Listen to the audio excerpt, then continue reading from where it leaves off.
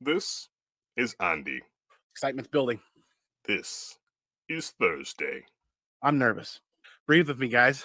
And this is Andy on Thursday. That's right, we gave Andy his own show. No way. No way. Yes way, Andy. Holy sheet. Holy sheet indeed. Andy Given Thursday. Live every Thursday at 10 p.m. Eastern, only on the Comic Core. Holy sheet indeed. It is Thursday. I'm ComicManAndy, your host tonight, and it is Andy Given Thursday. Thanks for popping in. Let's talk comic books. Let's hang out. I got a great group of people tonight. This is the FOC show. We're going to dive into what FOC is. What does it mean? And why is it a tool in the comic collecting toolbox? Why is it important? Why is it not important? Some people think. So we're going to dip into that here in a little bit, and we're going to hit up this chat here and just a little bit after that. Kate, Titus, Ricky, everybody's hanging out. So we're going to bring in the guest tonight. So we got some returning guests tonight. Looking forward to these guys. Great to have you here. We got Skeff's Comic Knowledge tonight. Hello, YouTube world out there. How is everyone doing? Thanks for tuning in to our ridiculousness tonight. It should be fun. I promise. It'll be a blast. It will be fun. Good to see you, man. Good to see you too. Thanks. Privilege to be back on. Yeah. And we also have Vincent McLean, the comic machine tonight, man. That's Vincent. What's up, my peoples? Thanks for making the time, man. Always a pleasure to be on the Andy Given Thursday show. It's awesome. Thanks. Good to have you, man. And next up, last but not least, we have Justin Comics. Ooh. If Nice, you don't, man. before you say anything, Justin, if you don't do the voice the entire show, I'm gonna be disappointed. Yeah, so Where you might the as well other- take it off now. Where are the other drugs going? Oh, boy. That's all we got.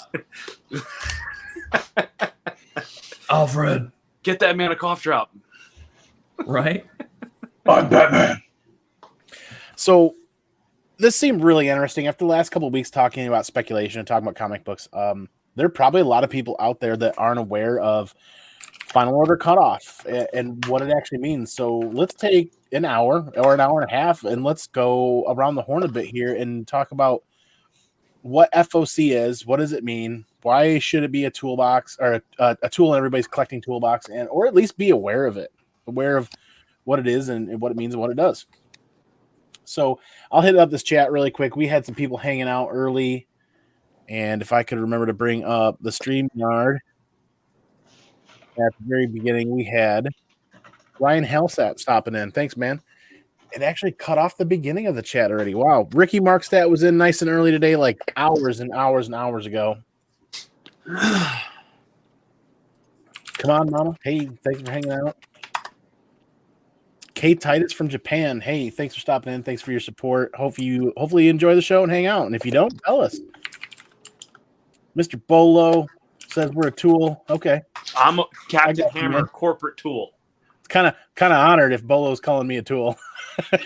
Yeah, what kind of tool? Like a flathead, Phillips? What kind? Like I would prefer like which tool? Where's the fat guy tool? I'm the fat guy tool. The multi-purpose. Am I the Swiss Army knife of the tools? Right, I'm only good for one thing, and that's opening beers. Good tool. Bottle opener tool. Bot is running. Comic Noob, thanks for stopping in. Thanks for hanging out. Hopefully you hang out with us and tell us your thoughts about this. Venomized Beard, thanks for coming by, man. Yeah, that pretty much rounds it up. Thank you, everybody, for being here. And Bolo saying they ain't watching the last call. Yeah, who's not watching the last call? Everybody should be watching the last call. That's one of the reasons why this idea seemed like a great idea to talk about. If you're going to talk about speculation, let's talk about FOC. Because there's some great tools out there to learn about FOC and be aware about FOC. Let's talk about FOC from an educational standpoint. And Final Order Cutoff, what does it mean? It literally means the final order cutoff when your LCS, when your local shop can order comic books. Right. And it's a weekly thing. So at what point, going around the horn, I'm very curious on what your guys' level of awareness on FOC is. And if we'll just start with you, Skeff, when did you become aware of FOC? What did you think of it? And is it something you keep in your back pocket, or is there something you pay? Is it something you pay attention to on the regular basis? That is a most excellent question, and I appreciate the question. So for me, I became familiar with FOC about a year ago when I would try to go to a shop and like pick up a book and it wasn't there, and I'm like, you didn't order any? I'm like, nope, they're all gone. I'm like, what do you mean they're all gone? It's 11:30 on a Wednesday. You're like, all gone. Should have ordered them. I'm like, how do I order these books? So I had to learn what FOC was, where to look at previews, where to look at other websites, and just kind of understand that, like, you know, everyone always looks on Thursday for what's coming out next week, and now I look on Fridays to see what comes out in 3 weeks. So it's just become a normal thing that I do now all the time, because a lot of things that I really don't want to miss out on are when shops don't order enough copies for like ratio variants that I want to get of like certain artists. And it's always nice to know like what's coming out ahead of time, so you can kind of game plan 3 weeks out, so you can at least guarantee yourself a copy. You know what I mean? So Right. I have just become like, FOC has now become a tool that I use that's just in my back pocket, and I'm looking at it now every single week just to try and figure out ahead of time what's coming out, so I try not to miss out on things anymore and try to become, you know, just more ingrained in like the comic book world. You know, like it's good to know what's coming out ahead of the time so you can be ahead of the game. And that's just my personal opinion on that. Okay. And right over to you, Vincent, man. Same question. When did you become aware of it? You know, was it a struggle to figure it out? How much of an understanding do you have of it now? And is it something you keep in your back pocket? Is it something you like to utilize? Well, first off, I didn't know what the hell FOC was until you two guys. Yeah, you two guys started talking about it on like, I don't know, like the past like 3 shows that I was a part of. So I'm not huge into variant covers. I'm pretty much like a cover A kind of guy for the most part, unless it's like a special book that I have invested interest in, or if it's one that I can be okay with adding to the personal collection that's going to hold value for me over time. So I don't look at FOC very much.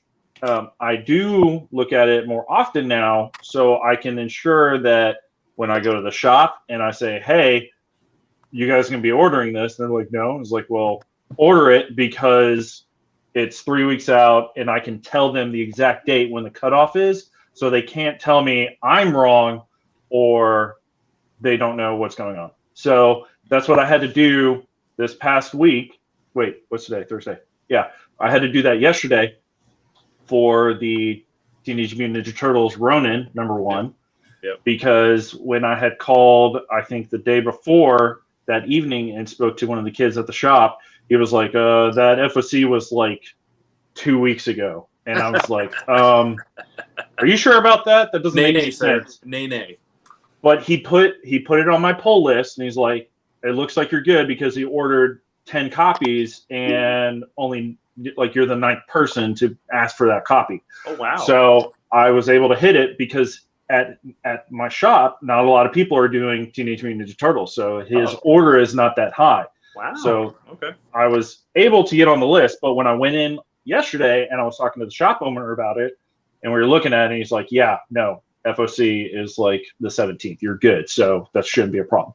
So that's where I'm at on FOC. I'm still kind of learning. I'm looking at it more to see which kind of big-ish, I don't know. I'm not a huge modern guy for the most part, but I do like it. But FOC is starting to become a part of the watch.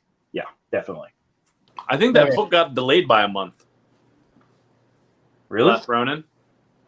Did it really? Good cover. Where did you read that? I haven't seen anything about that. I'll double check. I'll send it later. But I think it got delayed by a month. Where are your statistics? Yeah, where's your statistics on I'll that? look it up while we're on here. But I think it got delayed by a month. I think it did. Interesting. My turn, huh? You made some good points, Vincent, and when we finish going around here, there's a couple of points I want to bring up and I want to make. But yeah, Justin, same to you, man. When did you become aware of it? What's your level of understanding or awareness of final order cutoff? And is it a tool you keep in your back pocket, or is it something that you utilize, or you know what I mean? Yeah, absolutely. So as a tool, I use it pretty rarely. I don't, like, not to say that it messes with the hobby at all, but like I'm not really a big flipper yet as far as, just buy and flip. It's more of like, man, if you really want that book, then like let's work together than getting it for you. But when did I become aware? Kind of, I would say earlier this year a little bit, because I really wanted some there was a couple Flash covers, a couple Batman covers, and then like Metal came out, and I was able to get my hands on the Flash cover, and I really, really loved this cover. Cardstock, right? Yeah. like that. And they had the other variant too, and my local store is really starting to crack down. And I don't go in there and buy like 3, 4, 5 copies of stuff, but I went in there and I'm like, hey man, I really want to see if I can get this book and stuff like that. So I've just been trying to learn, and luckily I've been going there for a really long time. So the managers know that I'm not coming in there just to clean them out and then just, make a bunch of money off them. And because I really do love the hobby, but I mean, I've been getting better and better and better with it. I've been talking to them about the 3 Jokers covers, because I really, really love those books. Well, I'm going to, and I can't wait for those, because they should be, the same size as the Damned covers. So those are going to be really popular too. So I've just been learning more and more about it, and just seeing what, as far as like the extent of their diamond membership and what they can do. So it's cool. I mean, if you're in it for that, if you use the hobby purely to just slab and flip or buy, and look at certain covers like Robin King, like that's the big buff right now. Punchline was the big buff, a few weeks, a little over a month ago. So it's just all just Stop smiling. It's all just timing. Punchline is like, it seems real obsolete now. I'm not gonna lie. Okay. No. Punchline's still hot. Yep. I mean, a little bit. It's just not it. Yeah, Rhythm 3 is still a good book to own. that's true. I was able to get my hands on one. Not kidding. Cover A, Vincent. Okay. So this cover A. This is a perfect example of why I love this format, and I'm really intrigued in doing this type of a show. We've got 3 different levels of knowledge and understanding about FOC, and there's a couple of key points that I want to make. So and I found it. So it's on Bleeding Cool as of yesterday. Last Throne has been delayed till the end of October. Oh, really? I mean, that's not good news, but I found it. I knew I saw it somewhere. Interesting. Yeah, but FOC is still Monday. So FOC is Monday for a book 2 months out. But the book is still going to be delayed. So, that could have an impact as well. All right. So 3 different leveling or layers of level of understanding, so to speak. So from an educator standpoint, this is what I'm really interested on doing is heightened awareness or knowledge about some of these topics that we're really interested in as far as comic books. FOC, we talk a little about, are you kind of brought up about from a flipping standpoint? Yeah. I think it has nothing to do with flipping anymore. Okay. So it has something a little bit. I misspeak a little bit. So there's a very scary very scary situation that's starting to happen. Every Wednesday when I go into my LCS, there are fewer and fewer and fewer copies. They still order every title. Those stacks are getting smaller, and smaller. I currently have the luxury of Wednesdays. I have Wednesdays off, so I have that luxury where I can be there at 10:01 and walk in and be like, okay, boop, boop, boop, boop. I forgot this stuff on my pull list, but I can grab it. Yeah, that's nice. At some point, that's going to change. Yeah. So I'm training myself to utilize final order cutoff as a method where the previews book comes out every month. You can look 4 weeks in advance, right, Skeff? Yes. 3 4 weeks in advance so you can see. 3. Then you can utilize that on top of previewsworld.com, their website, and see when the actual final order cutoff is week to week for some of these books. Why is this something that I really am passionate about and really think is really important? Because if you order 1 copy of a book, FOC, you're guaranteeing to your LCS that you're going to pay for that and you're going to pick it up. The age of the pull list is moving on. Pull lists aren't a guarantee that people are going to pick up those books. It was just a word of mouth. Yeah, pull this stuff for me. It's an old-fashioned way of doing business that's not going to fit moving forward with our LCS's health and sustainability. Yeah, I think, that's interesting. I think FOC is really where it's at for the health and sustainability of our LCSs. Mhm. More importantly, because Ryan from Rhino in there stated he likes to use FOC for second and third and fourth prints. He likes to pay attention when those come out because those second, third, and fourth prints don't get a lot of hype until they hit, and then we get to see the cover art because they're purely cover buys, really. Yeah. That's another aspect. But really, from the health standpoint of an LCS and the sustainability of an LCS, they're going to continue to trim back this year and order less and less and less copies so that they don't get stuck filling up their dollar bins and losing money. Yeah. The average price of a comic book, when an LCS orders a comic book, the average price is somewhere between, I think, $2.15 and $2.50, somewhere in that neighborhood, roughly, give or take. I don't know an LCS. That's just from what I've been able to find out online. So if they're paying $210 to $250 for a comic book and they order 100 copies and they're only able to sell 10, 90 of those books they have to take 50% loss on. Yeah. It's huge. It's huge. Yeah, that is a big So one. I almost feel like it's a duty of mine to help support my LCS to utilize FOC to order those books and guarantee that I'm paying for them, whether it's 1 copy or 10 copies. Buy what you love, and you're going to love what you buy. At the end of the day, you're guaranteeing your LCS that you are going to pay for those books. If you're, you want to know what? If my LCS wants me to pay for those books at the FOC dates, I'm cool with that too, because we're in a very different, very weird time where businesses are struggling, and they're going to continue to struggle, and they're going to do what they need to stay solvent and stay doing well. And I think FOC is one of the biggest tools out there that we can educate the rest, more of the community and more collectors coming in on. It's a tool that they can utilize to help out their LCS and guarantee, instead of just saying, yes, pull everything for X copy, they can actually be aware of what's happening and what's dropping. And all they got to do is send out a quick 3-minute email and order that stuff FOC. I digress a little bit.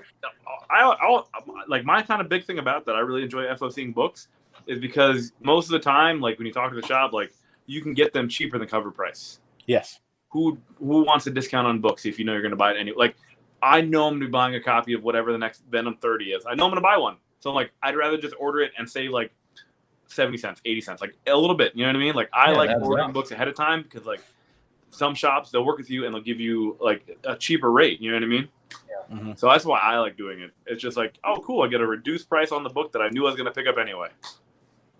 Yep. And there's some great tools out there. There's a couple of YouTubers that do FOC related content. The one I watch on the regular basis is Brian and Jack from Supplements Comics. That they release their FOC show every week. That's kind of my, like, by Friday, if I haven't remembered to order it and I catch it on the show, that's my warning. If I want a copy of this, I better get that email out and get it ordered, because that FOC list changes every Monday night or Tuesday morning, I think. So you're saying that as far as like a collector or just a simple, everyday reader, you're saying that FOC will slowly and is slowly becoming the way to order books. I personally believe so, because how many LCSs are there? How many people out there have a Diamond account and don't actually have a brick and mortar store? Yeah, that's true. But you know how they're handling those book orders? They're sending people to a link that takes them to order books pre-FOC. It's like a pull list before a pull list happens. Yeah. Electronic pull list kind of a deal. I don't have a pull list. Like I actually don't have a pull list at my shop. I don't. Really? Wow. Yeah. No pull list. I just FOC the books and that's my pull list. I'm moving away from a pull list because I've gone into my LCS, like something is killing the children. I said, pull everything on my pull list, pull every cover, every copy, every printing and everything. And you know how well that worked out for me? I didn't get any of the extra printings because my LCS didn't think anybody would be interested. And literally I said, hey, I asked you guys to pull everything. Yeah. They're like, well, we weren't going to place the order because of this, this, and this. So it's like, okay, well, if that's the case, I'm going to FOC those books so I don't miss out on them next time. Yep. Yeah. 100%. So I got a question about that. This is me trying to learn some more knowledge about FOC. So when it comes to variants or cover Bs or variants or ratio variants. Like 1 in 25, 1 in 50. Okay. Does that mean that I have to purchase 50 of those or cover A's in order to get that one variant from the shop? So it depends. for at least I'm just going off from my perspective of what I do with my shop. So the way it works is that if I want the 1 in 25 ratio variant, and they're not going to order enough copies to get there, usually I try to work something out like, hey, are you going to order 20? Maybe I can order 5 to get you over the hump. Or if they're not going to order, like, if they're only going to order 5, like, I'll go ahead and maybe, like, if you want to order 25 copies of the book, they will throw in the ratio at normal cover price. And that's how that would work in that instance. Like, you order 25 copies, you get the 1:25 ratio variant. And it's actually kind of fun, too. For example, like, if there's a 1 in 10 ratio variant and a 1 in 25 ratio variant, you know what I mean? Like, if you end up ordering 25 copies, you would get the 1 in 10 ratio variant, and you get the 1 in 25 ratio variant for cover price. Yeah. So, like, if you really want the variants and then they're not going to order enough, or you want to guarantee yourself a variant, that's kind of what I do. And then some books, like, I think during this, like, whole pandemic, a lot of books out there are, like, returnable to the distributors. So you got to return them. So, like, sometimes if you want to order a ratio variant and it's a book that can be returned, you could order, like, the 25 copies and then, like, get the ratio. And then if it's a book that could be returnable, they return back the 25 books.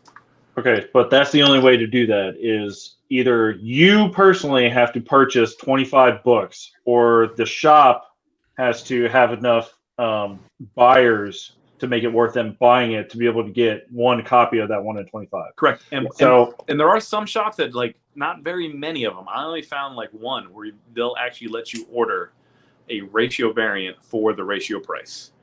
That's hard to come by, but I did find a shop because I actually ordered I went to the shop and I ordered a 1 in 50 ratio variant of the Thor 6 that is coming out. Oh, what's up, Just Rican? Yeah, what's up, Rod? So I actually just went to the shop and ordered a 1 in 50 of that Del Auto ratio. Because the shop allowed, like, they allow you, if you do it before FOC, you can order a ratio for that price.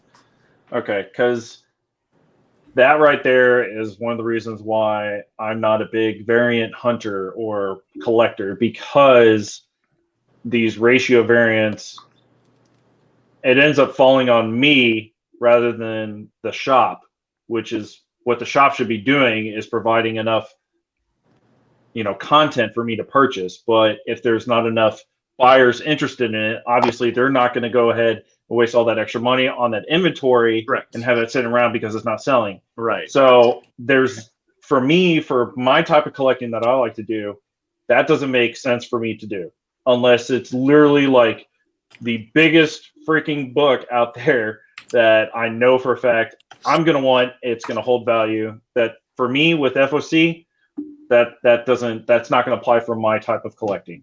But if I'm looking for, something that's, the Last Ronin, TMNT, the Last Ronin book that's coming out, like, I want to make sure I have that book 100%. So I'll use FOC to ensure I order it by the certain date and it guarantees that it's going to be in my box. Yeah, I mean, this is a tool that's very moldable. You don't have to use it week to week like I want to do and buy my 1 or 2 copies for my purposes. You can not use it at all. You can use 10% of it, or you can use 100% of it. It's a very moldable tool. It's just data. Like, if it's something that's not relevant and you don't need it, don't look at it.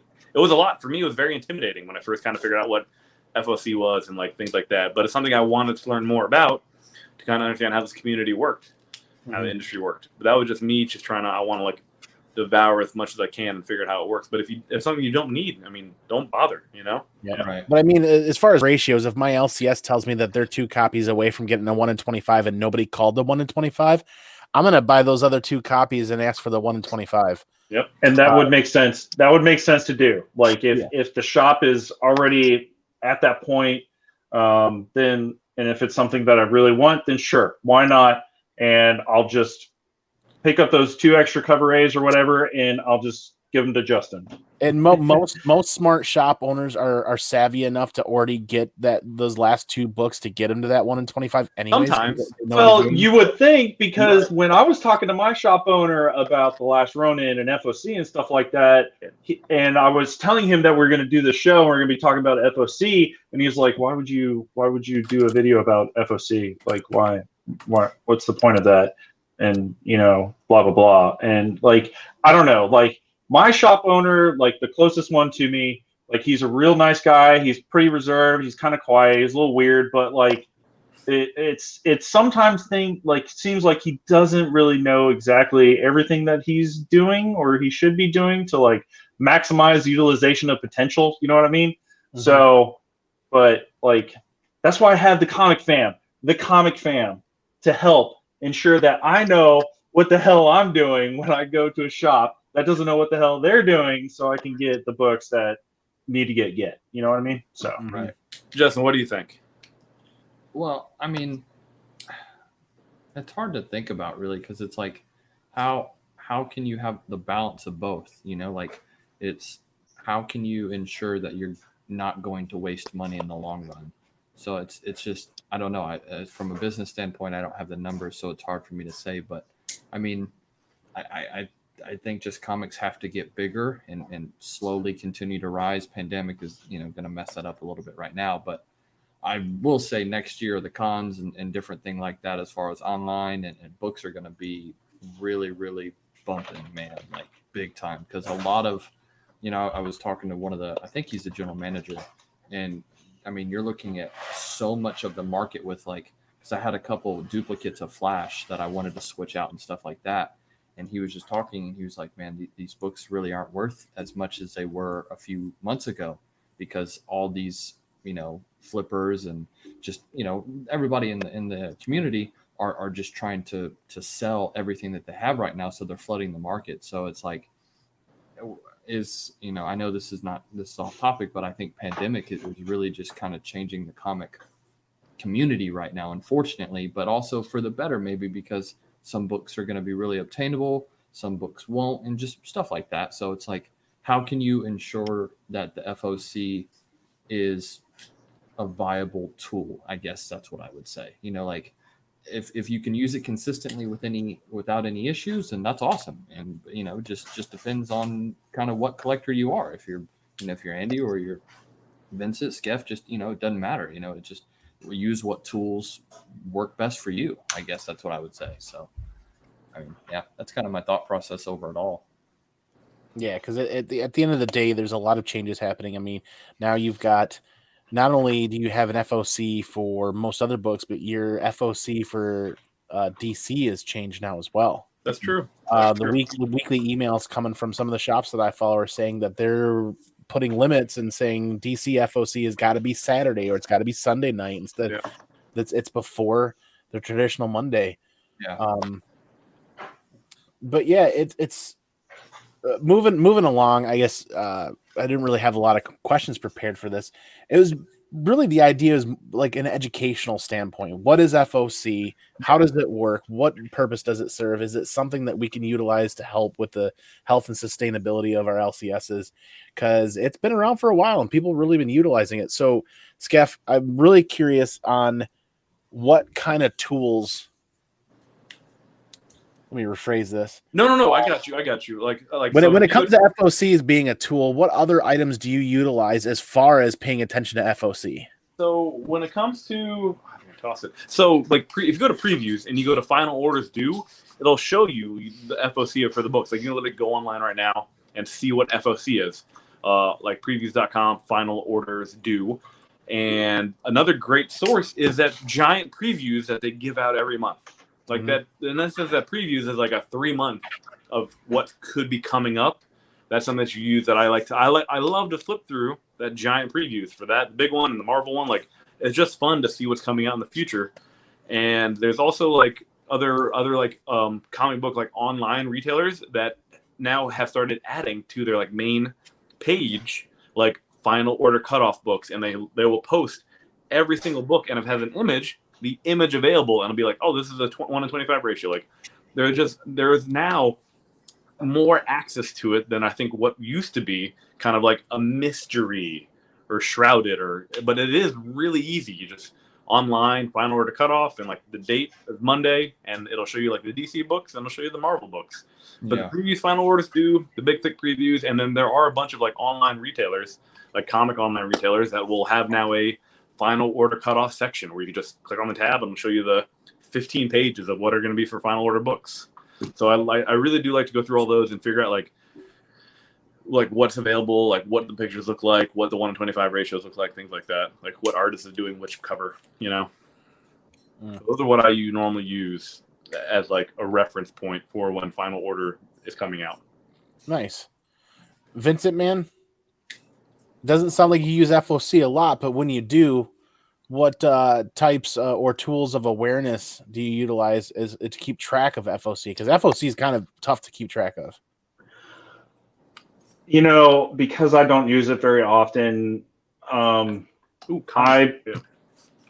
pretty much, like, when you look at the final orders due webpage on Previews World, I pretty much always keep it on the current week, like what's going on for the next week. So, like, if you're looking at it right now, I put the link in the chat. If you're looking at it right now, orders due Monday by August 17th. So 4 days from now, like, I'm going to be looking at that main page, and I will pretty much look at all the publishers for the most part and look for something that I'm either I already have in my pull list, or something that I could potentially want to add to my collection because the cover looks pretty. We'll just say it like that. But other than that, I don't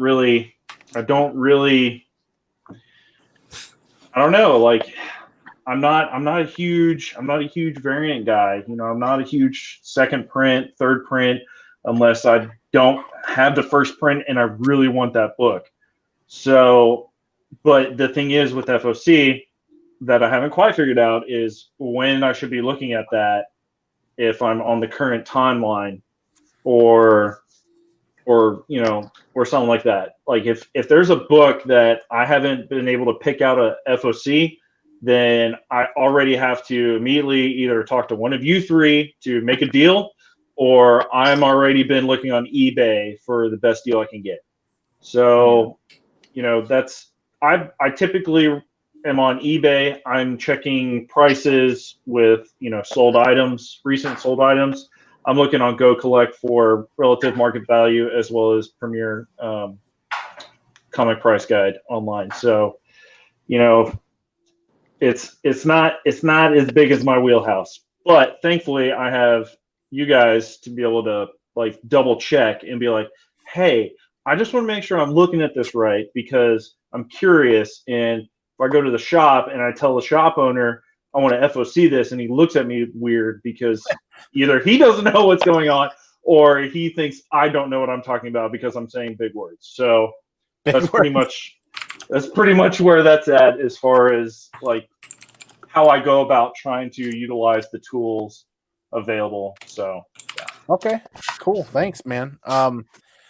Justin, I'm interested because you seem to have almost a similar level of experience to Vincent, although you might utilize it a little bit differently. I'm interested in what kind of tools do you use to stay kind of up with the information or continue your level of awareness when it comes to FOC? My biggest thing is I use a couple websites, League of Comic Geeks. I think that's a really good one. Y'all know that one?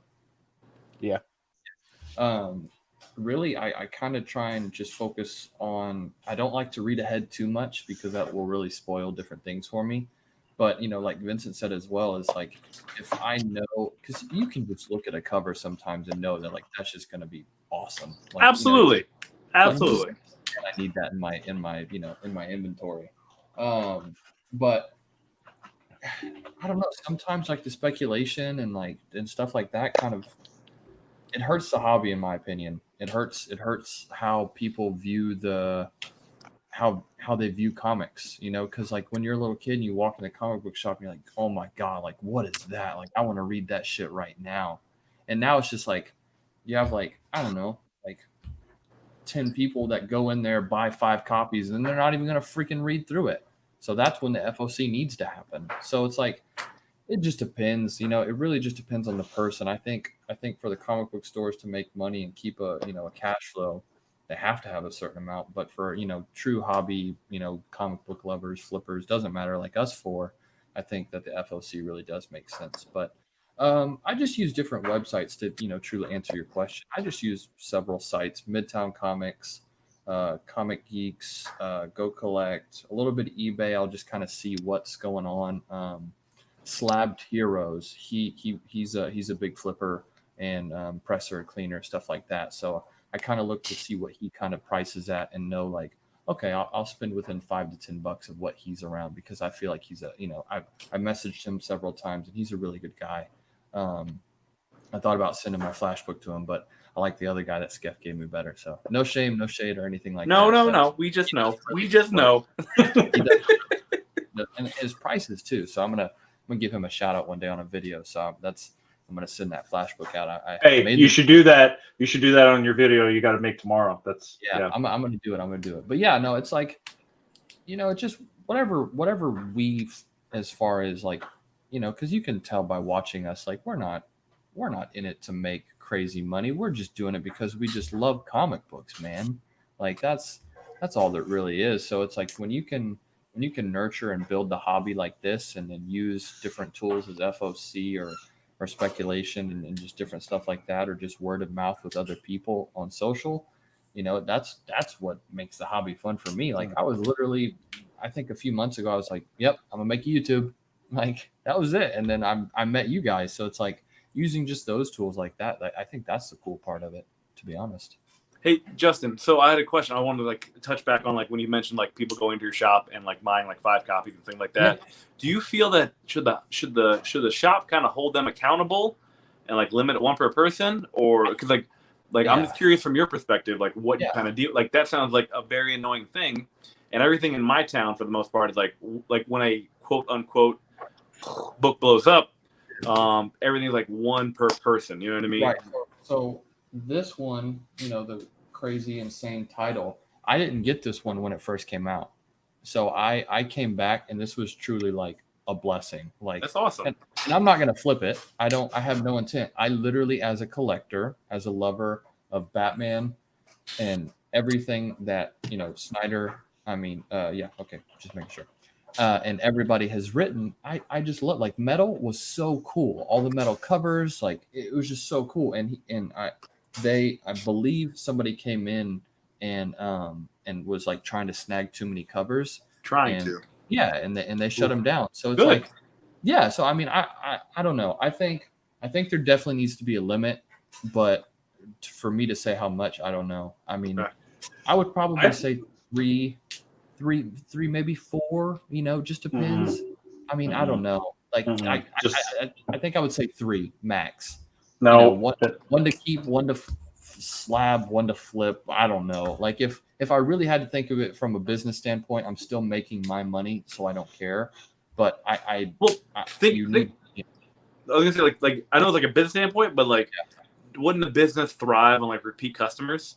So like like the shop I no longer go to now because like he didn't limit and or like jacked up the price the same day.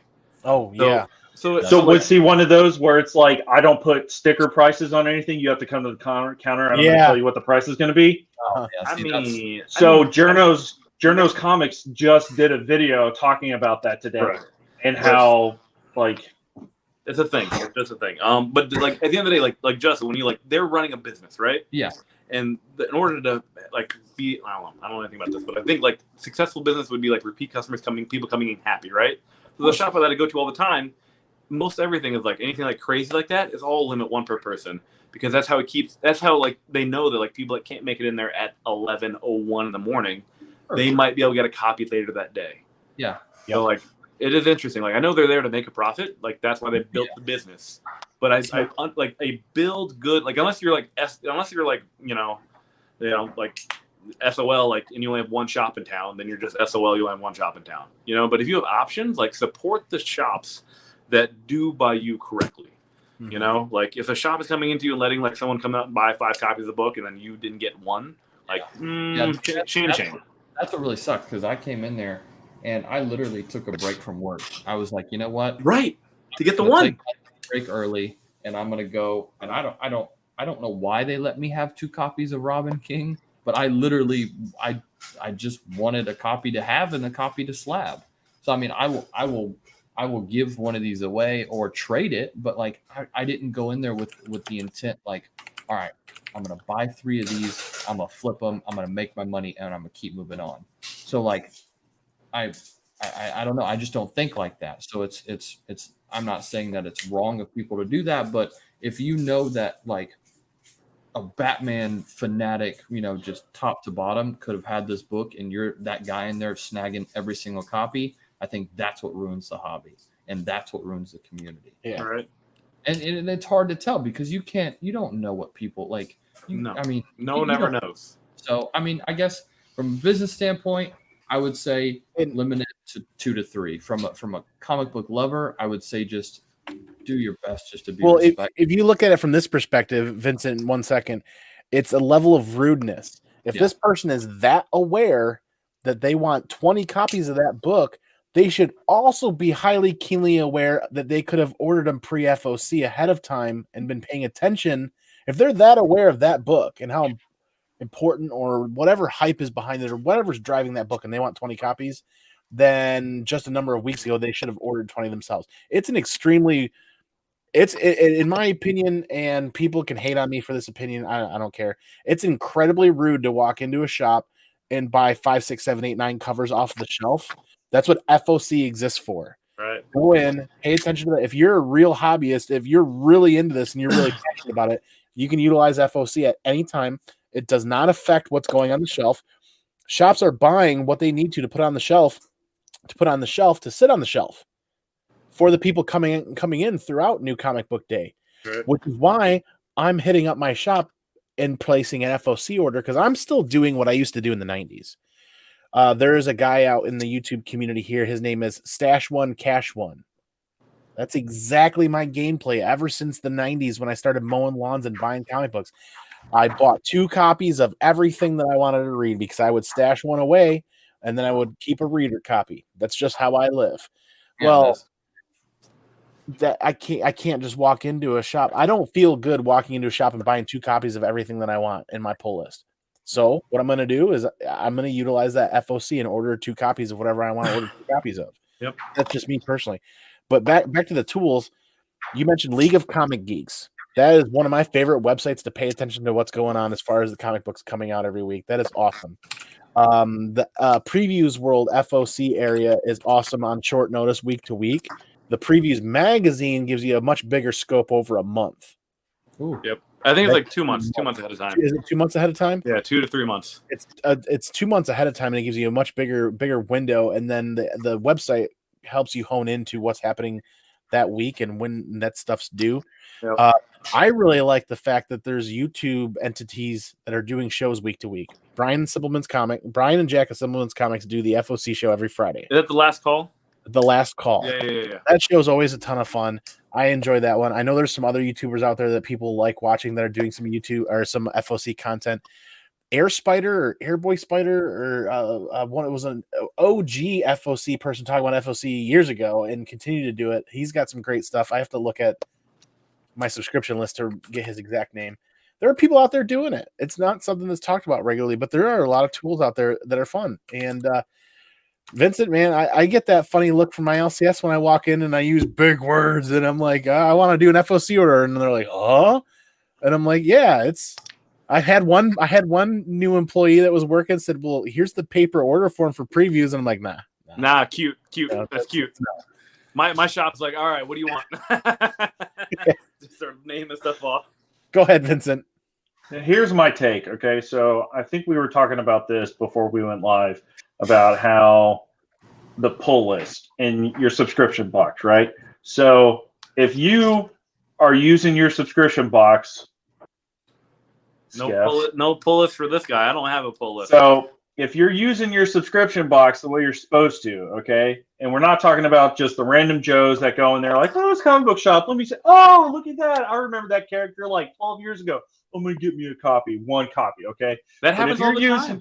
If you're using your pull box and you're communicating with your shop owner, okay, you're getting guaranteed 1 copy, okay?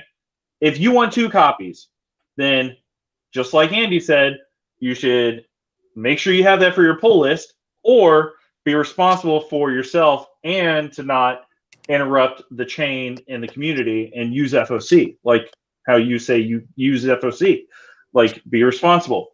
But if you use a pull list, okay, and you get your single book in there, then that should be okay. Maybe I'm being a little bit naive a little bit here, but like if you're getting your book, okay, then that should be enough for you. Okay. If you're not getting enough, then you should use FOC to order extra books of whatever you want. Because if you're going in the shop and you're wanting to pick up, okay, literally last Wednesday when I went in, there was a stack of free comic book day Spider-Man on the shelf, like at least 20 copies, okay? And we all know this is the supposed true first appearance of Virus, all right? And when I told the owner, I was like, I'm surprised you got this giant stack out here because this is a hot book. And he looked at me and he was like, huh? What are you talking about? Like, anybody could just come in there and grab all those books. Yes, they're free. I get it. But the point is,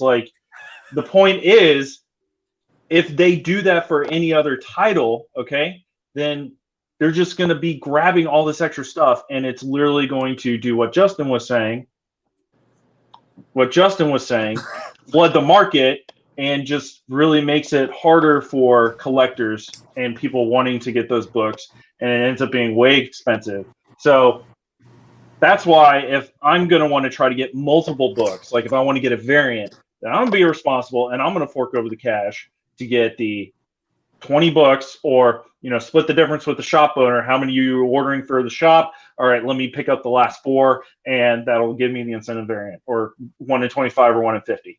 But yeah. I think there should be more responsibility for the people that are trying to collect, and not to say that flippers are bad, but like they should use FOC. They should use that tool to ensure that they're not oversaturating the market and jacking up prices and making it harder for people like me, people like Justin, people like Andy, right?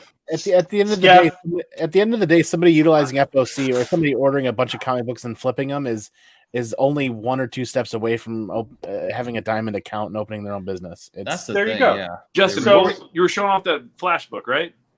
Yeah, Metal 3. He only flashed it. Sorry. Hey. Oh, I already put mine away. But Boo! yeah. Shut up. I picked up that book. Justin, I picked up that book, and if you watch my video that I dropped today, I mentioned you in that book. So I greatly appreciate that. There you go. But that's my take on it. Like I'm kind of like I think I lean more with Justin on this because like Ooh, I love that. You picking up 5 copies of the same book, all right, and like, are you actually going to flip them? Are you actually going to send them off to CGC? No, You probably aren't. You're probably just going to have them sit in your box for fucking years. Excuse me for my language, but whatever. But like, you're going to be sitting in your box, and then one day you're going to be like, man, I don't need all these books. And then you're going to do what I do, which is go to your other shops and sell them back to them. Or you go to Half Price Books and you get like $2 for $2. $4 I need to go to your Half Price Books. That's amazing. Yeah. But you know what I mean? Great. Like it bugs me. Like I don't have I don't really have a problem with flippers, but if they start saturating the market and they start affecting it negatively, and then it just ends up hurting stores, and it ends up making it harder for everybody that missed out on it because we're not entirely in tune with how FOC works. Okay. Right. Then like you just made it that much harder for us to be able to pick up books at a decent price. And especially because they're all modern books. Like so stupid question. There's no stupid questions. Well, I guess it's not no stupid questions. Okay. So do they know they're doing it? And if they do or do not, the flippers or the all right, sorry, we're talking about flippers. Yeah. All right, go again. And if they are doing it, do they care? Wait, start the question again one more time for me. I know that's vague and it's a little funky. No, I want to answer. Go on. So let's say, all right. So as like, I'm the flipper, right? Let's say I had these 2, right? I went in there with the full intentions of buying these, and this is all hypothetical. This is not who I am if you're late to the show. I went into the comic book shop to buy these, slab these, flip these. Okay. I don't care. Okay. Am I solely doing it just to make money? Good for me. Or am I doing it to preserve do they care that they're doing it? Do they care they're saturating the market? Or are they just doing it just to make the buck?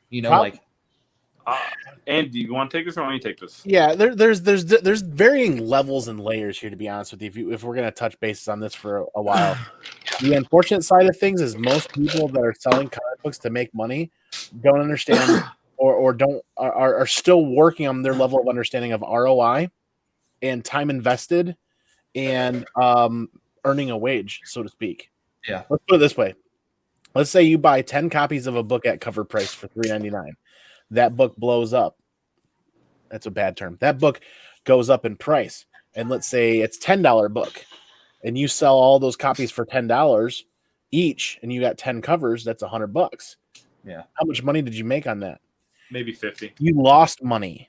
Probably. If you pay yourself a fair wage to take care of those books, bag them and board them, package them properly, you have the appropriate packing materials, and you're paying for ship.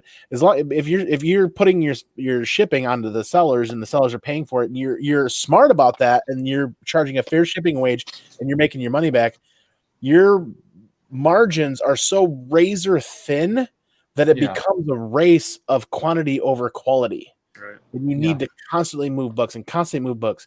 It's not. Most of the people that are running in and grabbing 4 or 5 copies in the store with the dreams of making money on those books just haven't thought that extra 2 or 3 steps ahead to realize that you literally aren't even paying yourself minimum wage to care for those books, pack them and ship them and send them out. You're making less than minimum wage, and you have no ROI at that point, return on your investment. You've lost money. Those books, there's a price point.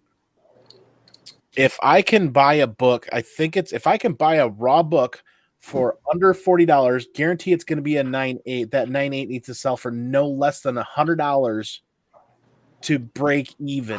Yeah, we've done that math before. Yeah, because the CGC cost and the shipping there and the shipping back and the insurance. So if you pay, there's a lot of cost that goes into getting something slabbed, and you paid that much money for it. Correct. Yep. I mean, you're $40 for a raw book. You're $18 to $20 to grade it, depending on your membership level. Then you got to ship it there, and you got to ship it back. You're minimum $100 right there. And that's a guarantee that it's a 9.8. Let's say it comes back a 9.8, and you're $100 into that book. You got to sell it for a minimum of $100 to break even. That's why when you pay attention to 9.8s, when 9.8s like Slabbed Heroes, not Slabbed Heroes. Nick from, is it Slabbed Heroes? No, I'm getting my names mixed up. I can't remember his first name right now. I don't know why. That's horrible of me. So the people have created businesses on that, and they have mastered those numbers, and they have mastered the math, and they know what they have to pay for a book. They know what they have to sell it for. And a lot of those new books that hit the market that turn around and get sent to grading and come back at a 9.8, you're going to see that $100 price tag a lot. Yeah. That $100 price tag for a lot of introductory new books is pretty standard, that people are making the wage that they want to pay themselves, and they're getting an ROI on that. So the average person going in and buying that stack of books and going out of that, if they don't all hit 9.8, you're losing money. Yeah. And it's a that hustle, right there, not worth it. And that right there is one of the reasons why a lot of people don't like flippers, and because they don't understand that. And so then they start trying to do that, and they inadvertently end up hurting the community, hurting the collectability for everybody else that is doing it, for putting in their personal collection or doing it because they want to read it. So, I mean, I agree with what you're saying. I do. It bugs the crap out of me. That's why this is a very adventurous topic, along with speculation and FOC. These are topics that we can discuss and share our experiences with and educate other people. Right. Hopefully some people come out of this and learn a couple of things. That's kind of the idea. I truly am very passionate and believe about the FOC being a way that I can help maintain the health and stability of my LCS going forward. Because 10 years from now, if I can't bring my child in there and start his own pull list and read comic books, I'm going to be pretty sad. Yeah. I mean, that's something that we've all kind of spent the last 30, 40, 50 years people have done with their family members, their fathers and their mothers. And it's a way of life. I truly feel that comic books are going to help save print media along with some other things. Oh, I can agree with that.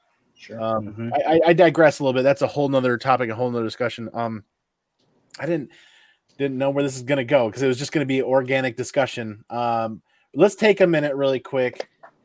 I'm gonna hit up this chat, and we're gonna do a couple of announcements for something big going down here. And this was kind of a surprise.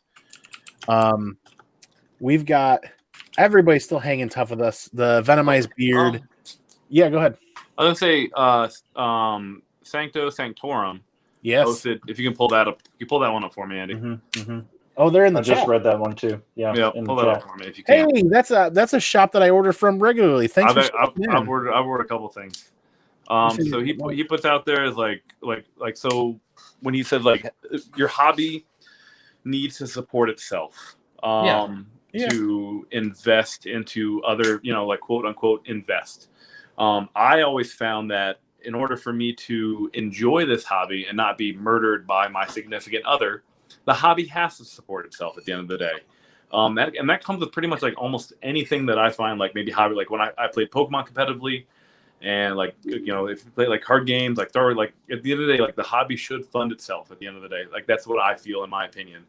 And in order to like, if you want to turn books into like golden age, silver age books, like I fully support that decision, because if those are books that you can use modern books to get to, then that's a wonderful thing. Like other than that, like how can you afford like those big mega grails that you maybe can't afford down the run? Right. And there's the thing, and I don't mean to cut you off. No, please, by all means. You're good, Jay.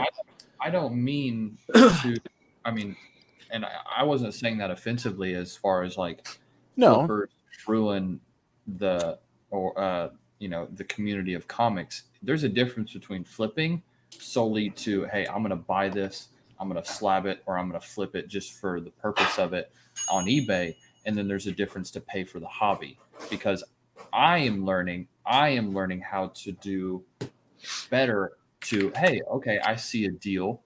I see something as far as like this, the Robin King. I bought a second copy because I knew I wanted a different book. I'm going to use that book to preserve and gain knowledge within the hobby and make my hobby stronger. What's it called? Like the Flash 105. There's no way I'm just going to randomly drop like $500 to $1,000 on a comic book. Like, I mean, my wife would kill me. Like, come on. Absolutely. So, like, absolutely. And she knows, she knows that the hobby is pure. She knows the hobby is great. And, I'm introducing it to my niece and nephew and stuff like that. And hopefully my kids one day.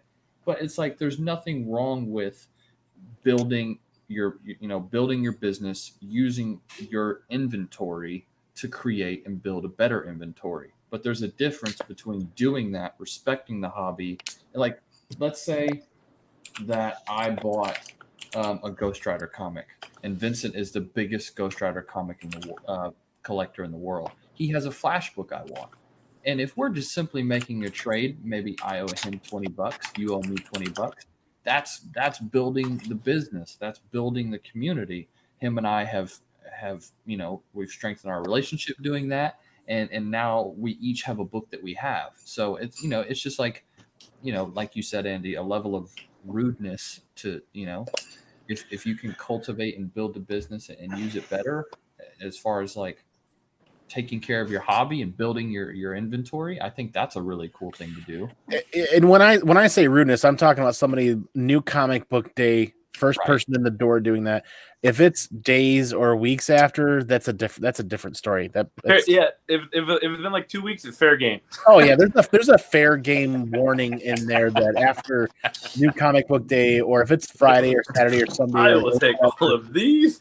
And if there's a fair game warning where all of us are looking at each other and be like, everybody's had ample time, and I still see 10 copies of Ultimate Fallout 4 on the shelf. Suckers. I mean, you guys had your chance. There's a fair warning. Yeah, there's a fair game there. But is that a horse brush? It is a buffalo bristle angled brush. Better made out of pure bone. So I feel like I need to, I don't know if I'm going to end up getting some hate from what I said previously there. And it's going to go into, what was previously said, about being able to use, like Venom number 3, 9.8 to upgrade to a bigger Silver Age key. Right. There is absolutely nothing wrong with that. I literally went from having 600 plus comics in my personal collection and cut that in half by trading and getting more key books to add to my collection. That's totally fine. I'm completely okay with that. I'm completely okay with Skeff using FOC to get 1 million copies of Something Children so he can get his journey into Mystery Grail. There ain't nothing wrong with that because he used FOC and he went and added those extra books and he didn't take them straight off the shelf from Comic Book Day, Comic Book Day. I hurt no one but myself at the end of the day. Like if I FOC 10 copies of a book and it works out great, awesome. If it doesn't, I've hurt only me. Well, here you go. Here's So the problem with that. He turns into a black hole collector and doesn't sell anything like me. That's exactly, and that's why I don't, me personally, purchase on a FOC 10 copies of something to get one book that I want in a variant. That's just me. And there's nothing wrong with anybody else that wants to do that. If you want to do that, go for it. And if you want to be a flipper to where all you do is you purchase books that are hot and you try to turn them around for a profit as much as you want because you yourself are trying to get those bigger books. There's nothing wrong with that.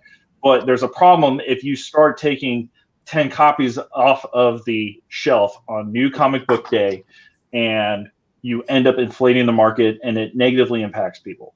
Yeah. So I just wanted to make sure that I kind of helped set the record straight because I'm sure people in the chat or whoever's watching at home or if somebody watches later like, oh God, he's one of those. He's a hater. He's a purist. No. I have a question for the chat, and then if you're watching this later in the comments down below, let me know your shop that you go to. Do they limit a quantity of books on New Comic Book Day? I am curious on quantity of shops. I don't know if mine does. Every shop in my town on like most books that are like quote unquote nice, newer, hot, whatever, are one per person. So I'm just curious on like if that's something that's just here or if that's something everywhere. Like I haven't seen anyone ever go into a shop and try to buy 10 copies of a book. And like a shop's like, cool, here we go. Here are your 10 copies. Have a great day. You know what I mean? Like I'm just curious. Well, I would love if any of you guys have a cover of the Clown Hunter. Oh, I talked to my shop today, and they actually sold all 3 copies in like one day. Damn. Yeah, I was so mad. It's just a cool cover, and like I'm not gonna slab it. I'm not gonna do anything with it. I just want to own it. Like a good slab though. Yeah, it looked really good graded. Really. Hey, would. Justin, where did you get this notion that I'm like the biggest Ghost Rider comic book collector? That hypothetical. Oh, okay. Because we all know you're a brony, so it's fine. Relax. I have no. We'll keep it on the DL for you, big man. I have no bronies. Okay, I'm not a brony. The fact that I know what that is terrible. You're a terrible person. You're welcome. But what Flash book do I have that you don't have that you want? Where did that come from? Oh no! All hypothetical. All hypothetical. Are you sure? Because I think I have something here. Oh man. Oh no!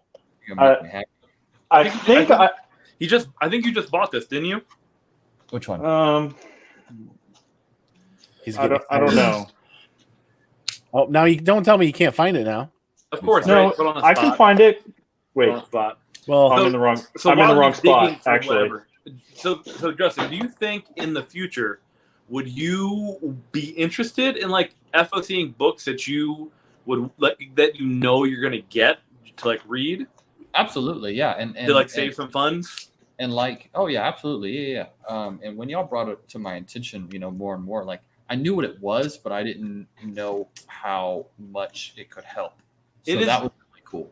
I think it's more of a positive than like a negative. I think some people try to like put it like maybe like think of it like in a negative way, but like it's positive. Like it's just data. It's information. Yeah. Well, that's a barrier to break through that people some people in the community might can attach FOC to flipping and flipping to FOC, and the reality is it's a tool that anybody can use, and I think more so in the future it's going to help with the health and sustainability of LCSs, because as they order fewer and fewer books and you're like, well, my LCS just isn't getting the books in there, what happens? You stop going, you stop buying.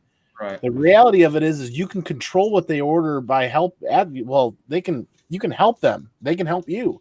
And I'm interested in this. Please FOC order this for me and I will buy it. Yeah, and honestly, I mean, I would.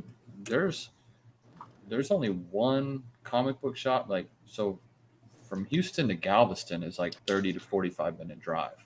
So, and there's no way I can like commute that every single week, you know, with being busy and stuff like that. So if I lost out on going to my comic book shop or anything like that, then I would honestly be screwed. I would just have to try and figure out a way to do stuff online.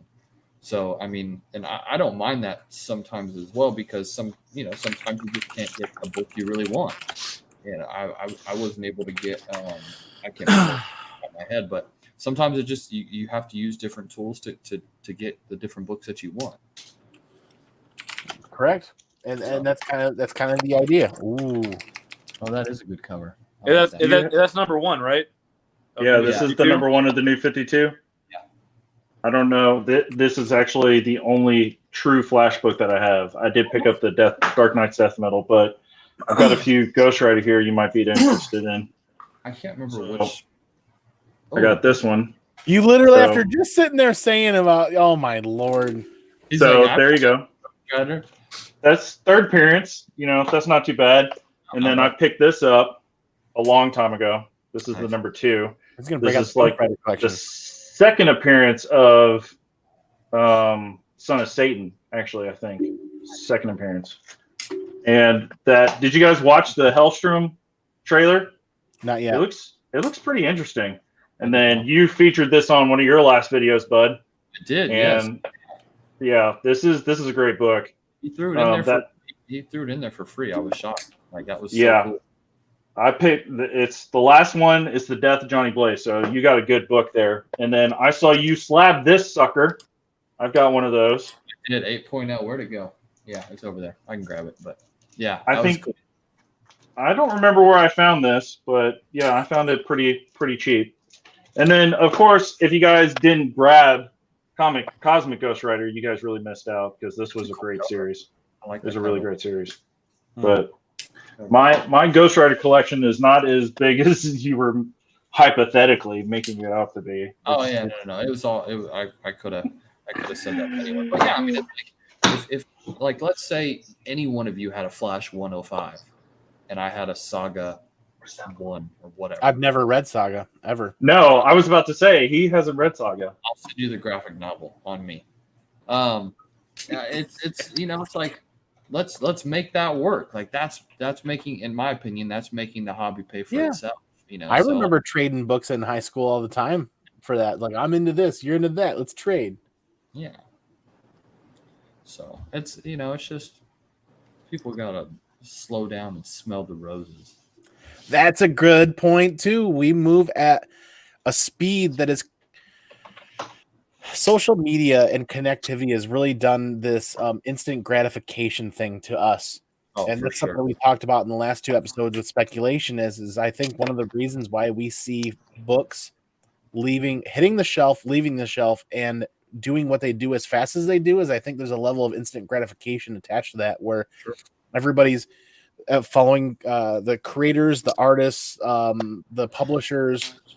People are paying attention to what's going on, and then they're paying attention to the individuals that they know receive PDF advanced copies of the books. And it's that instant gratification of knowing, is this a first appearance? Is it not? What's going on with the story? Knowing about that before the story ever comes out is what people are after. Yeah, I remember seeing how big Punchline blew up. Like, I mean, that was crazy. And I was like, oh, that's cool. Like, I'll like, for instance, like Robin King, I'll pre-order 2 copies. That's it. That's all I want. I don't need anything more. I don't need anything crazy. I might slab one because I really love like the orange and like just the colors choices that they use for that cover are really, really pretty in my opinion. So, I mean, what will I do with that book? I have no idea, but I don't have the first intentions to just buy it and then flip it. Does anybody remember Naomi? Mm-hmm. No, I have a couple of those. I think I saw Naomi on your channel, Skeff. I think whenever it was big and hot, and then it just went away. It just completely died, 100%. Yeah. Give it. Yep. It's one of the things like, we'll see what happens. That one needs to marinate. Much like in Bendis, I trust. Yeah, well, I mean, much like Ultimate Fallout 4, that book had time to marinate. It had time to be organic. It had time to be received.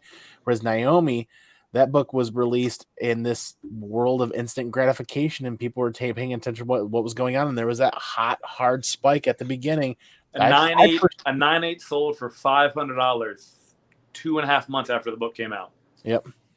And I think we're going to see a little bit more of that, unfortunately, where we're looking for that instant gratification, that instant rise.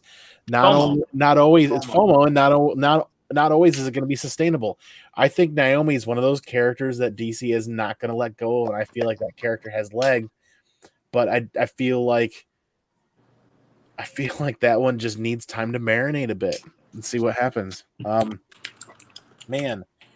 So we've gone an hour talking about FOC. I was going to hit up the chat, and everybody's still hanging tough with us. Thanks for hanging out. Thanks for watching. Appreciate it.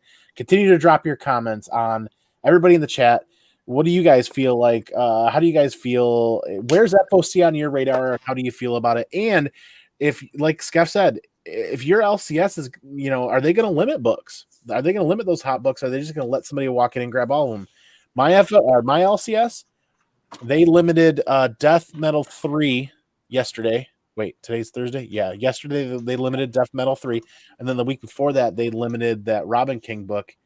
But they did not limit Venom 27 at all. Did it sell out? No, because every one of us that were walking in there and then grabbing that book that we had it on our pull list, or if we had extra copies, we pre-ordered them. There you go. And that was probably one of the first books in a while that I've seen that my LCS ordered plenty, and the shelf was incredibly full, which was heartwarming to see because I don't like seeing shelves empty at my LCS on Wednesday morning. Yeah. So when I got there, they only had 5 covers of Robin King, and it was pretty nice. Everybody grabbed one, and I left. No, wait, there was 6. There was 6. 2 people grabbed 2, one in front of me, and then I left 2 on the board. And I mean, I probably could have grabbed more if I wanted. I don't know what they would have said. And then on Death Metal, that is number 3, the one where like Superman is playing the guitar. They had that one for like $10 to $15, and I was like, wow, like they jacked that up. So I mean, good for them, I guess. Dude, I've been trying to find that cover with Superman playing guitar because I got the retailer incentive, I guess you call it, with Batman doing the guitar, and I wanted to have both of them matching, but they didn't have it in my shop this entire time, and it's a bummer. Mm-hmm. Okay. I didn't grab any Robin King books this week. 0. I have no interest. None. I ordered 2 copies of the second print. I ordered 1 copy of the second printing, but like for that new book, that new one that just came out, the really cool looking cover, like I didn't bother. The orange foil one from Death Metal 3. Is that what you're talking about? No, the one that Justin just showed 2 copies of. Oh yeah, I totally missed out on that as well. Yeah, I didn't. I'm just going to use it to get a Clown Hunter book, and that's all. Hopefully. Golden Min card's right though. Venom got ordered heavy. Anything Donnie Cates does is getting ordered heavy, I think, at this point. Now, yeah, no reason not. Now, back Venom 3 hit, and then the second and third prints hit. I don't think that was the case, and whatnot. So almost all the way up to like Venom number 9. Yeah, with the kind of just like. I wish I would have got a cover of Null. I mean, he's just a cool looking character. It's going to be pretty epic. I'm understanding he's a celestial level threat, is what I'm hearing. Oh yeah, from the trailer. Absolutely. He's beyond celestial. Beyond. Okay. Because he killed celestials and built his forge in a celestial's skull and made the god sword. Like he's like up there. I think honestly, and my prediction, he's on like the living tribunal level, almost kind of like because of his connectivity with all the symbiotes. Like basically seems like he can pretty much go like almost multi-dimensional. Because if you read the newest issue and you found out who the Codex is, like that's. I'm just going to say it. I think when they say Codex, I mean, they're just talking about Null again because like he is literally the codex for all the symbiotes. So, and if that spans across universes, then he's like bigger than Celestials because he can go across multi-universes. So, Yeah. What did I heard something earlier this week? I said the Black Winter is like the dad of Null or something, or no, the Null. I don't remember. I wish I had written it down. It was pretty interesting. But Null and the planet of symbiotes and how it was all controlled and overseen and how that was all connected. Nothing. Nobody's. That's not sparking anything for anybody. Okay, I'll move I on. haven't heard of that, but that's interesting. You know, There's apparently lot going back and forth discussion wise about how this is Thor and Venom and a lot of basically anything Donnie Cates is writing is tied together. That's what I said. I said that like months ago. Yeah. Everything he's doing is one grand master plan. He said that back in March at C2E2. He's had a big giant plan for a long time now, and there's a reason that he's writing Thor and Venom, and he wrote Cosmic Ghost Rider, and he wrote Silver Surfer Black, all cosmic characters. So here's the thing that's interesting. Phase 5? Here's the thing that's interesting. Did you guys read any of Donnie Cates' Guardians of the Galaxy? I have been. So that's completely fallen off 100%. I sold my entire 10-issue run so I could trade up. I traded up. I didn't flip it. You flipped so, up. How dare you? I didn't. I bought those, and they were in my pull list. And I bought one copy of each. Oh, but I think, I don't know. It doesn't seem like there's going to be any major connectivity too far from Guardians. Like, it just doesn't seem like that run that he's. Yeah, had nothing to do with that one. Like, it doesn't seem like that's going anywhere. I think that was just him being a nerd. Yeah. And I think those, just like you said, those main titles that he's doing is going to be huge once it all kind of converges and comes together. And when we find out who actually the Black Winter is and can do, and Null's connectivity with it, and Dylan Brock is going to be the next Franklin Richards, probably. You know, there's going to be some kind of epic lovingness. Yeah. I'm going to call it now. At one point, you're going to see Thor, Venom, and Silver Surfer Black fighting Null on one splash page. It's going to happen. That'd be pretty sweet. It's going to happen. Yeah, I don't think you're wrong. I don't think you're going to wrong. happen. I'm calling it now. I just wish I would have thought of that first. It's going to happen. You know it. You know, I love the art. Sure. I love the art for Silver Surfer Black. I have all cover A's of that. And I just love how that all looks. And if they end up doing that, what you said, where all three of them are fighting Null at the same point, and they do that artist that did Silver Surfer Black does it all for that, man, that'd be epic. It looks so good. Yeah, it'd look great. You don't think it would look good? Why not? I think that's too much. It looks sweet. The art looks good, but you're only trying to separate two characters and what's going on, maybe three at the most. You start getting 4, 5 individuals, 5 characters in there. That's pretty tough. But I know you're a heavy DC reader, but how do you feel about Donnie Cates and everything that's going on? And as far as a writer, I mean, I've picked up here and there just off of different channels and stuff like that. I don't know too much about him, but I mean, I like his stories. I mean, just from a simple standpoint, to keep it simple. I mean, I think he's a hell of a writer. I think the covers that they're using is like Thor was beautiful. Like I was going to jump into the Venom and everything type of big, the big collection and stuff like that, but I just didn't. I just didn't. It's not that I didn't have the time or the energy. I just, I didn't know too much about it to truly invest myself. So I just wanted to focus on what I knew as far as what I was collecting. But when it becomes more feasible, I'll definitely read it. Absolutely. Interesting. Well, we've gone a little off topic. We talked about FOC. We talked about the tool that FOC is and how to pay attention to it and whatnot and where we all sit. And I appreciate the differing opinions a bit here and some of the other ideas because that creates for some great discussion. I'm going to segue this now in while we've got everybody still hanging out with us. We're going to talk about Mainframe Comic-Con. And earlier, Chad popped into the back, and I was thinking he was going to drop some major announcement on us. And it looks like they're still in the meeting. But Mainframe Comic-Con starts this weekend. In fact, it starts tomorrow night, Friday night. They are doing a Friday preview show where they're going to talk and they're going to do some cool interviews.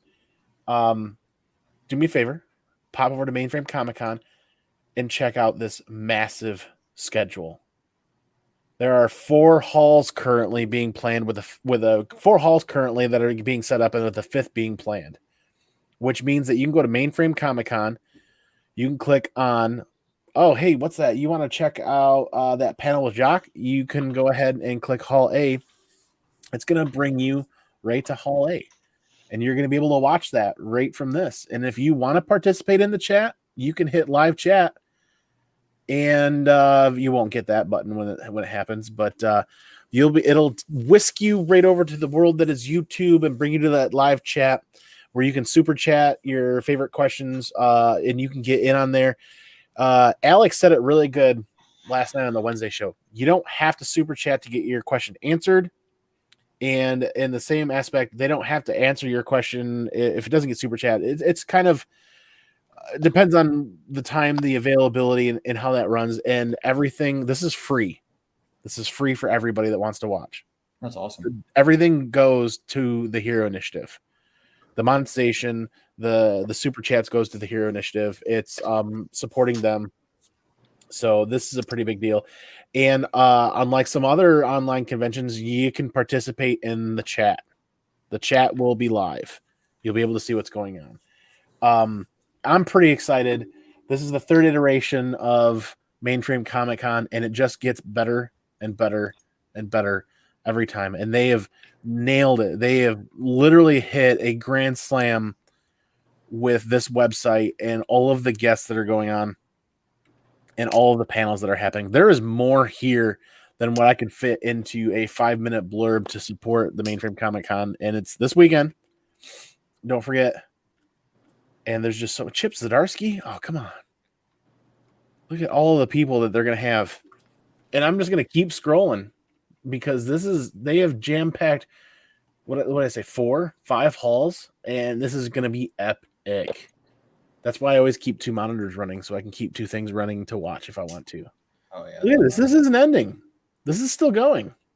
Yeah, that's intense. Oh, we've only just now hit celebrity guests. That was just the comic book guests.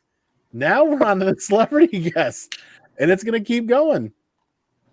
So this is going to be, like I said, it's just going to be epic. It's going to be a blast.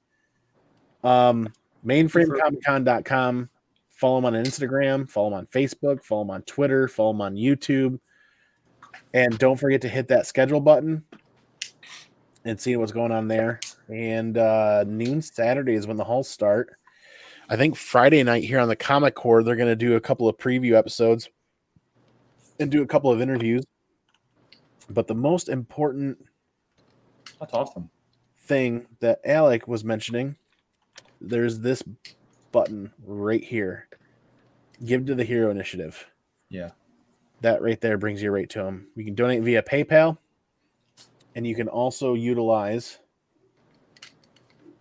their shop to get a panel. You can get in on a panel via donation as well, like 4, 5, 6 person panel with some of your favorite creators and artists. That's awesome. That countdown is still going. It's 1 day and 12 hours. So I'm pretty excited for that. I don't know. Have you guys seen the last couple of Mainframe Comic Cons at all? Nope, I've never heard about it until you people started talking about it. So I will try to watch some of it. I don't know how much I'm going to watch, but there's definitely a couple that I'm interested in seeing. But yeah, it's pretty sweet. Justin, man, have you seen that before? I think on your previous video you've shouted them out before, right? A couple times. Yeah. The Wednesday show. Yep. I'm pretty sure I've tagged in just a tiny bit, but not a lot. But I definitely will be checking this one out for sure because it looks like they have a lot of great content that's going to be coming out. I mean, a lot. Are you getting my attention, Skeff? Yes. Yeah? Yes. I Go was ahead. reading the chat. Yeah, I'm reading the chat. I'm trying to.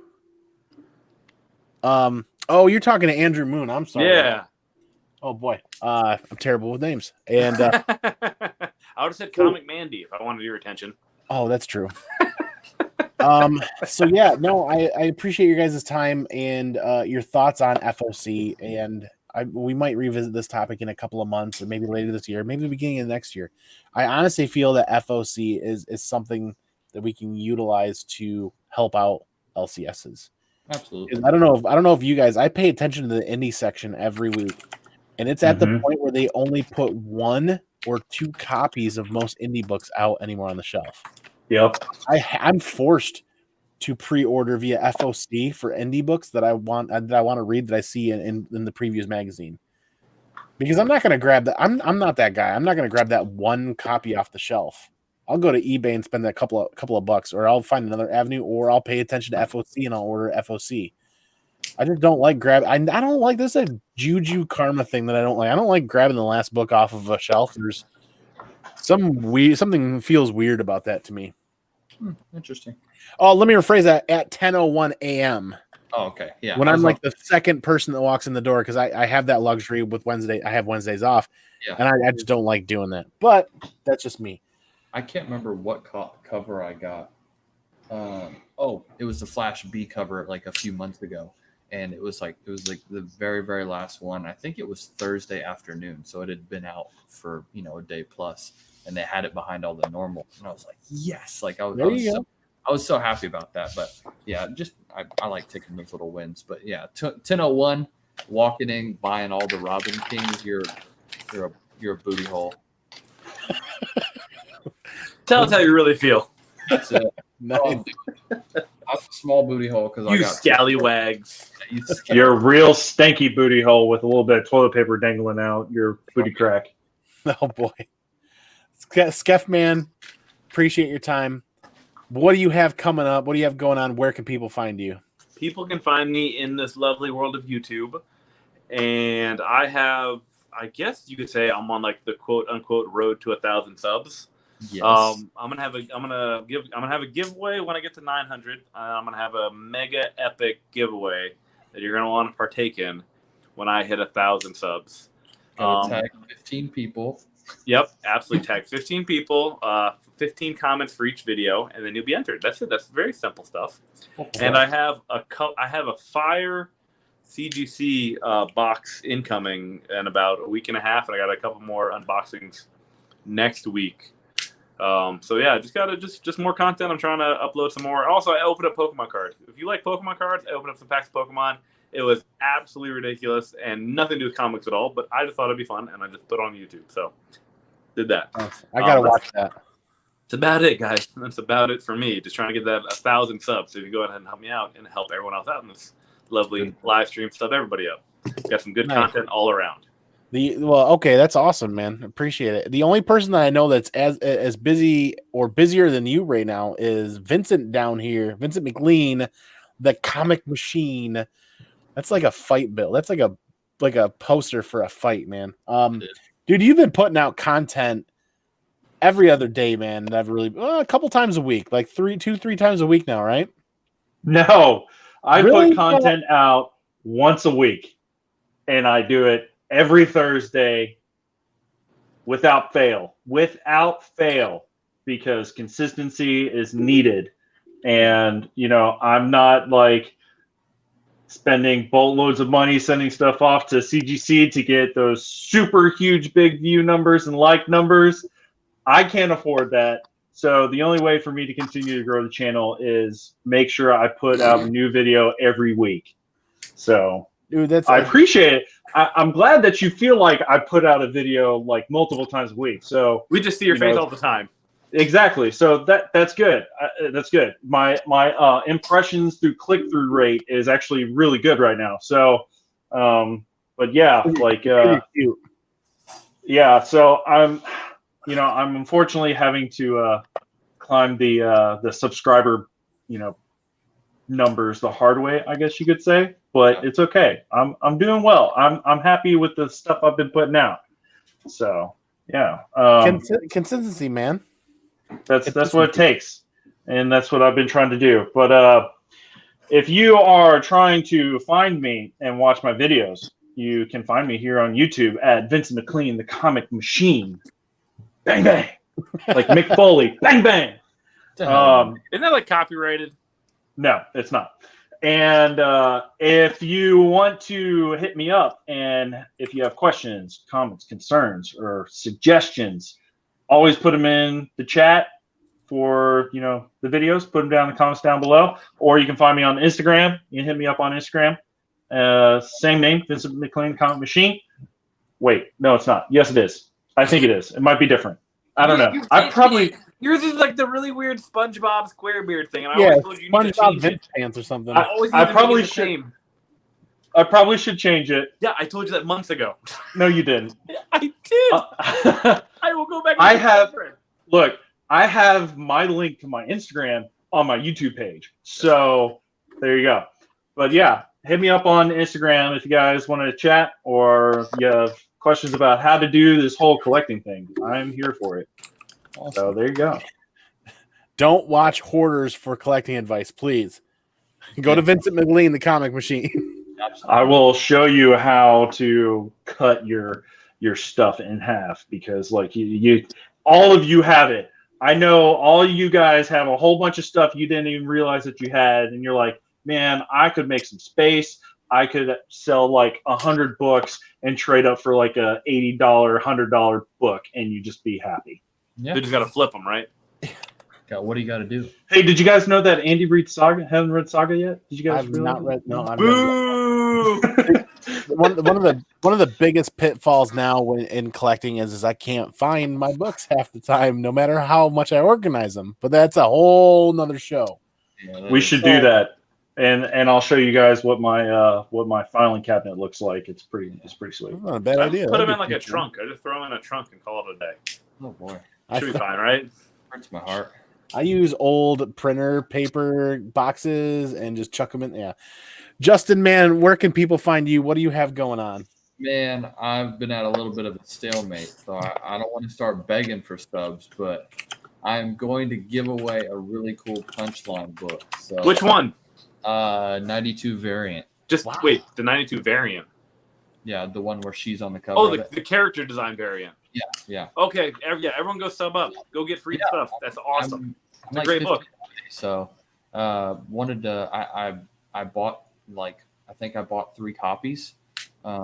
Just wanted to have one, and then I wanted to give one away. So I mean, that's what it was about that. So, and then I have one given away hardcover of Endgame number 7 for my number 100 sub. So I'm just I want to entice people to come hang out with me and stuff like that, and then just give some stuff away that I have duplicates of, really. So come check me out. I'm growing, getting better. My thumbnails are getting stronger. My editing's getting better. Just having fun with it, really. My lighting, just that's all it really is. I'm not in it for anything else, just to meet guys like y'all and have fun. So that's really about what it is. So once I hit my goals, I'll make other goals and just continue to grow. So how many subs for the Punchline variant giveaway? I think I'm at. Let me see. I think I'm at 61 right now. Get it to 100. Yeah, I think I'll do 100. I think I said 75 on that one. Okay. So everyone, go sub up Justin now. Appreciate it, guys. So 14 away, and then 25 after that. So and then I'll be at 100.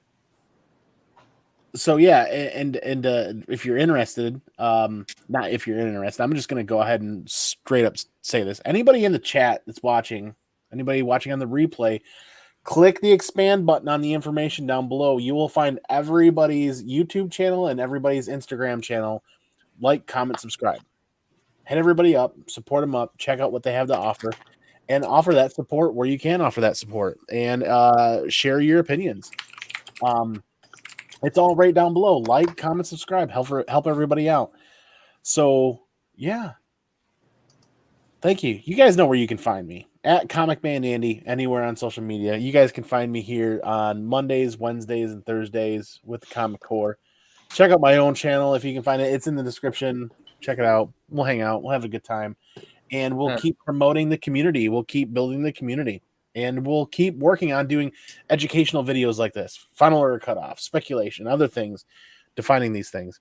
Yeah. So I appreciate it. I appreciate your guys' time. This has been a fun topic. FOC is something that I really think is a tool that whether you use it or not, being aware of it is more important at the end of the day. Do you guys have any closing thoughts or comments on that? Lots of funny faces. Well, you know Right. what? I mean, Right. We covered everything.